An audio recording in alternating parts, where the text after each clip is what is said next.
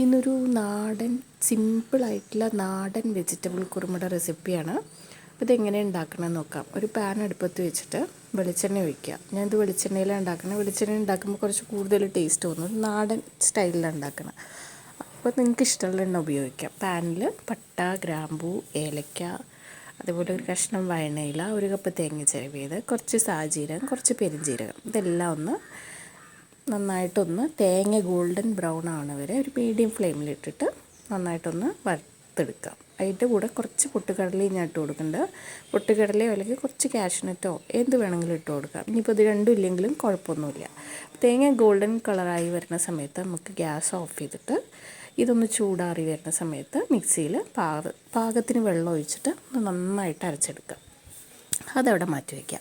ഇനി നമുക്ക് സെയിം പാനിൽ തന്നെ കുറച്ച് വെളിച്ചെണ്ണ ഒഴിച്ചിട്ട് ഒരു സവാള കനം കുറച്ചരിഞ്ഞത് ഒന്ന് കളർ മാറുന്നവരെ ഒന്ന് വഴറ്റി കൊടുക്കുക. അതിലേക്ക് നമ്മൾ ഒരു കഷ്ണം ഇഞ്ചി, 5-6 വെളുത്തുള്ളിയുടെ അല്ലി, പിന്നെ 2 പച്ചമുളകും ഒന്ന് ചതച്ചത് ഇട്ട് കൊടുക്കുക.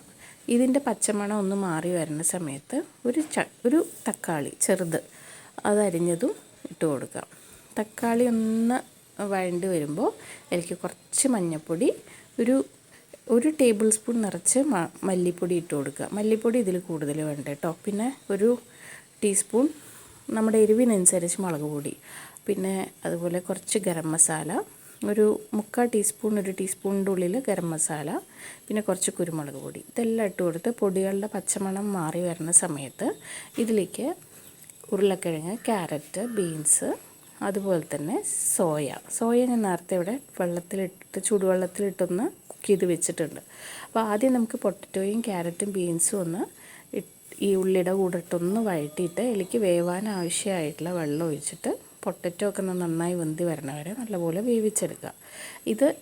ഈ കഷ്ണങ്ങൾ വെന്ത് വന്ന ശേഷം മാത്രം നമ്മൾ സോയ നല്ലപോലെ പിഴിഞ്ഞിട്ട് ഈ കഷ്ണങ്ങളുടെ കൂടെ ഇട്ട് കൊടുക്കുക. പാകത്തിനുള്ള ഉപ്പ് ചേർത്ത് കൊടുക്കുക.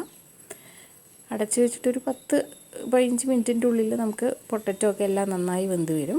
അപ്പോൾ കഷ്ണങ്ങളൊക്കെ നന്നായി വെന്ത് വന്ന ശേഷം മാത്രം നമ്മുടെ സോയ ഇട്ട് കൊടുക്കുക കേട്ടോ. സോയ ഓൾറെഡി ഞാൻ തിളച്ച വെള്ളത്തിലാണ് ഇട്ട് വെച്ചിട്ടുണ്ടായിരുന്നത്. ഒരു അരമണിക്കൂറോളം ഇട്ട് വെച്ചിട്ടുണ്ട്. അപ്പോൾ സോയ ഓൾറെഡി കുക്ക്ഡ് ആയിട്ടുണ്ട്.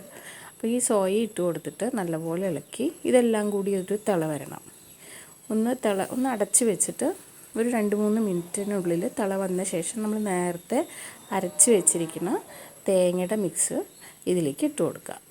തേങ്ങയുടെ മിക്സ് ഇട്ട് കൊടുത്തിട്ട് കുറച്ച് മിക്സിയിൽ വെള്ളം ഒഴിച്ചാൽ മിക്സി കഴുകിയ വെള്ളം കൂടി ഇതിലേക്ക് ഒഴിച്ച് കൊടുക്കുക. പിന്നെ നമ്മുടെ കുറുമയുടെ എത്ര നമുക്ക് തിക്കായിട്ടുള്ള കുറുമയാണ് വേണത്, അത് കുറച്ച് കറി നല്ലോണം ലൂസായിട്ടുള്ള ഗ്രേവിയാണ് വേണ്ടെങ്കിൽ അത് നമ്മുടെ ഇഷ്ടത്തിനനുസരിച്ചിട്ട് ആക്കി കൊടുക്കുക. ഇത്രയേ ഉള്ളൂ. ലാസ്റ്റ് കുറച്ച് മല്ലിയില ഇട്ട് കൊടുക്കുക. പിന്നെ ഉപ്പൊക്കെ പാകമാണോ നോക്കുക. വളരെ സിമ്പിളായിട്ടുള്ളൊരു കുറുമയാണ്. പിന്നെ നമ്മുടെ എല്ലാ കറി, ചപ്പാത്തി, ഇടിയപ്പം, ആപ്പം എല്ലാറ്റിൻ്റെ കൂടി നമുക്ക് കഴിക്കാൻ പറ്റും. ഇത്രയേ ഉള്ളൂ. വളരെ എളുപ്പമുള്ള കുറുമ. എല്ലാവരും ട്രൈ ചെയ്ത് നോക്കൂ. Thank you.